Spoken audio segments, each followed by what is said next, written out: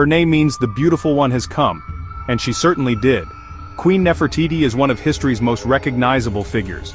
Her famous bust, discovered in 1912, has made her a global icon of beauty, power, and ancient mystery. It sits today in Berlin's Neues Museum, staring out with one inlaid eye. But who was the woman behind this exquisite face? She was more than just a pretty queen. She was a revolutionary. She was a priestess. She was perhaps even a pharaoh in her own right. Her story is a tantalizing puzzle.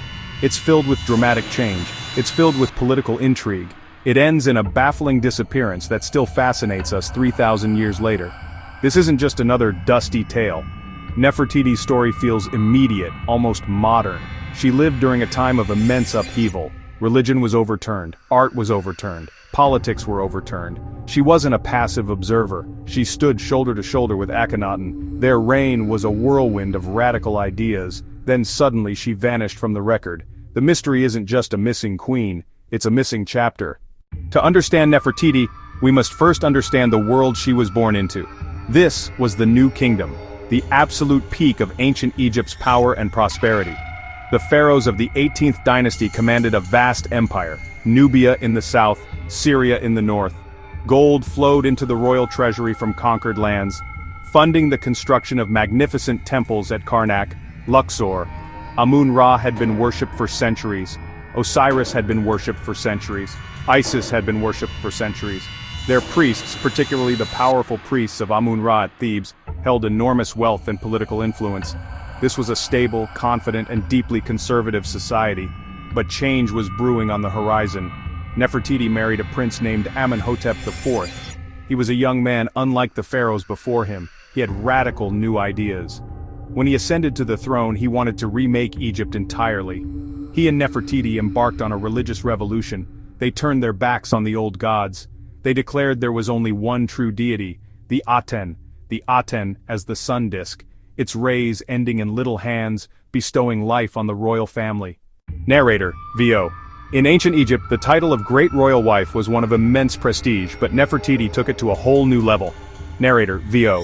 The art from the Amarna period shows us something we've never really seen before or since in Egyptian history. A true royal partnership. Narrator, VO. In sculptures and reliefs, Nefertiti is depicted at almost the same scale as her husband, Akhenaten. Narrator, VO. This was a significant break from tradition, where the queen was typically shown as a much smaller secondary figure. Narrator, VO. Here she is his near equal, standing beside him, co-officiating in religious ceremonies. Narrator, VO. And sharing in his divine connection to the Aten. Narrator, VO. Their public image was one of an intimate, loving family. Narrator, VO.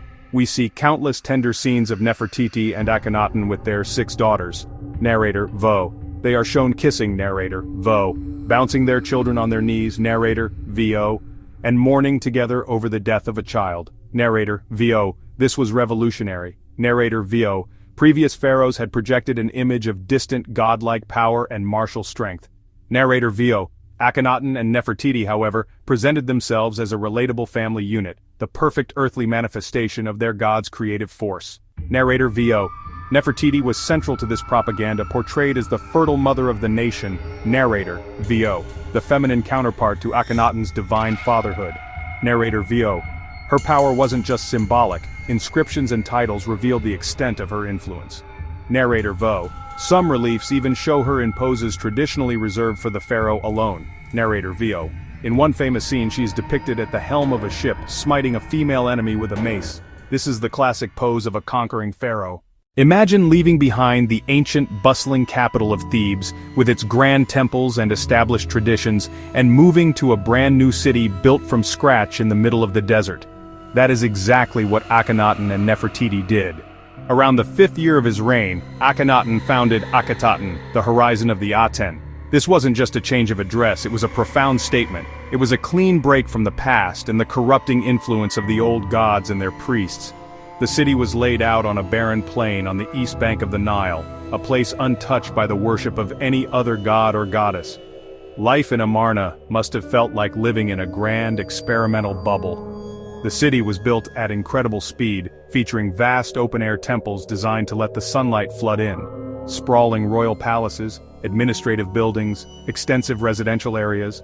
for thousands of officials, soldiers, artists and workers who followed their king into the desert.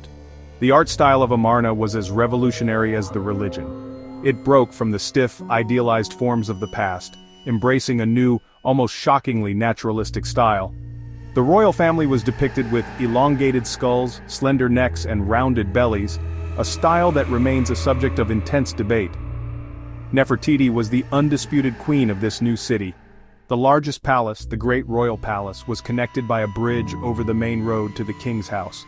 This bridge featured a window of appearance. She had her own luxurious residence, the North Palace, famous for its stunning nature-themed decorations, including a green room painted with scenes of birds fluttering through papyrus marshes. For the first 12 years of Akhenaten's reign, Nefertiti is a constant, brilliant presence. Her name and image are everywhere in Amarna. She is the great royal wife. She is the high priestess. She is the divine mother. She is Akhenaten's beloved partner.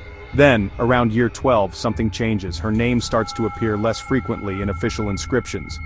By year 14, she has vanished from the historical record almost completely. There are no more depictions of her alongside Akhenaten, no more references to the great royal wife Nefertiti. It is as if one of the most powerful women in the world simply ceased to exist. The timing of her disappearance is, honestly, cruelly poignant. Around this same time, tragedy struck the royal family. Inscriptions and reliefs in the royal tomb at Amarna show Akhenaten and Nefertiti grieving intensely. It appears one of their daughters, Menkaten, died, perhaps in childbirth. This scene of raw human sorrow is one of the last times we see Nefertiti depicted as queen. Soon after this, the silence begins. The mystery deepens when we look at who replaces her in the official artwork. In some later scenes where we would expect to see Nefertiti, her image has been chiseled out and replaced by that of her eldest daughter, Menkaten. Menkaten is even given the title of Great Royal Wife. This suggests she may have married her own father. Why would Nefertiti be replaced by her own daughter? Was she dead? Was she banished in disgrace? Perhaps Nefertiti didn't disappear at all. Maybe she just changed her name. This is honestly one of the most exciting and widely debated theories about her fate. It suggests that instead of dying or being disgraced, Nefertiti was actually elevated to a position of even greater power, co-regent, ruling right alongside her husband. As a co-ruler with the full authority of a pharaoh, she would have needed a new kingly name. Proponents of this theory believe she took the name Neferuaten. This name begins to appear in the records right around the time Nefertiti disappears, which is, a tantalizing link. The evidence for this theory is complex but honestly pretty compelling. The name Neferuaten is a feminized version of one of Akhenaten's own names, and it's often accompanied by the phrase effective for her husband, which really seems to point directly to Nefertiti. Furthermore, this mysterious ruler, Neferuaten, sometimes used queenly epithets in their royal cartouche. Some Egyptologists believe that after Akhenaten's death, this Neferuaten even ruled alone as a female pharaoh, acting as a bridge between Akhenaten's reign and the succession of the young boy king, Tutankhamun. She would have been a female king, just like Hatshepsut a few generations earlier. If this theory is true, it completely recasts Nefertiti's story. She wasn't a victim, she was the ultimate political survivor. She may have recognized that the Amarna revolution was failing and, as pharaoh, began the process of restoring the old gods to appease the disgruntled priesthood and populace. In this version of events, Nefertiti transforms from queen to co-regent to sole pharaoh, a woman holding the highest office in the land, steering Egypt through a period of immense crisis. However, this theory is far from proven. The evidence is circumstantial and open to interpretation. While the idea of Nefertiti becoming a pharaoh is, pretty thrilling, there is a simpler, more tragic explanation for her disappearance. She may have simply died. Life in the ancient world was precarious, even for royalty, disease, accidents, complications from childbirth. We know that a plague swept through the Near East during this period. It may well have reached the city of Amarna. Nefertiti could have been one of its many victims. The death of her daughter Menkaten around year 12 reminds us just how vulnerable the royal family was to personal tragedy. If she did die, why the silence? Why was she not given the grand burial befitting a great royal wife? This is the main sticking point for the death theory. One possibility is that she fell from grace before she died. Perhaps she and Akhenaten had a major falling out.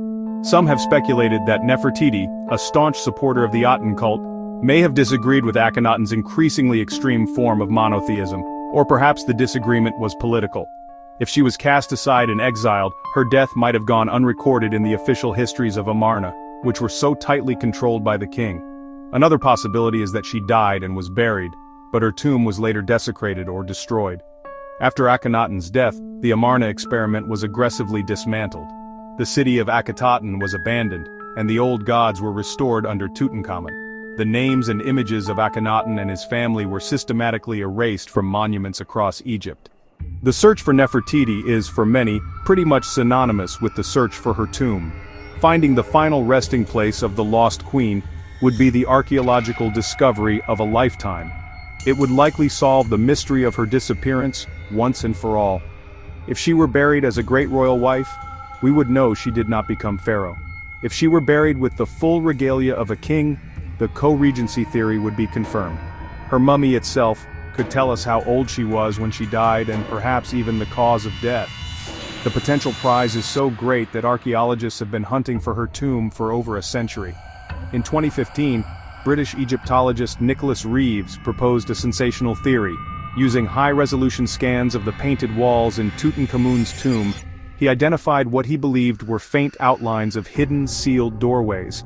He argued that Tutankhamun's tomb was not originally intended for him. Instead, he suggested the visible tomb was a small outer section of a much larger tomb, built for a queen, specifically Nefertiti, who he believes ruled as Neferuaten before Tutankhamun.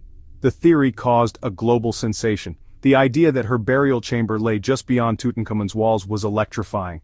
The Egyptian Ministry of Antiquities authorized non-invasive radar scans. Initial results looked promising. Some scans suggested voids or hidden chambers. The world held its breath. Was the long-lost queen about to be found? But later, more thorough scans were inconclusive or contradictory. Most experts now believe there are no hidden chambers there after all. The dream of finding Nefertiti in KV-62 has for now faded. More than 3,000 years after she vanished from the public eye, Nefertiti holds a firmer grip on our imagination than ever before. She is the ultimate historical enigma, a story with a missing final chapter that we are desperate to read. Her fame rests on more than just her celebrated beauty, power she wielded, revolutionary world she helped create, profound mystery of her fate. Did she become a king? Did she die in disgrace? Is she hidden in a secret tomb? Are so compelling that they have kept her name alive for centuries. The quest to solve the puzzle of Nefertiti showcases the very best of modern historical and scientific investigation. It combines old-fashioned archaeology, digging in the sand, DNA analysis, satellite imaging, ground-penetrating radar. Each new discovery, whether it's a tiny inscription fragment bearing her name or a new scan of a tomb wall, brings a flicker of hope that we are one step closer to the truth. This ongoing search turns us all into historical detectives, weighing the evidence, debating the theories, trying to see through the mists of time to the woman herself. Nefertiti's story resonates because it is a tale of immense power, radical change, unresolved drama. Her famous bust, with its one missing eye, seems to symbolize this perfectly. We can see so much, yet a crucial part of the story remains hidden from view. The beautiful one came, she reigned, she vanished, and in doing so she guaranteed she would never ever be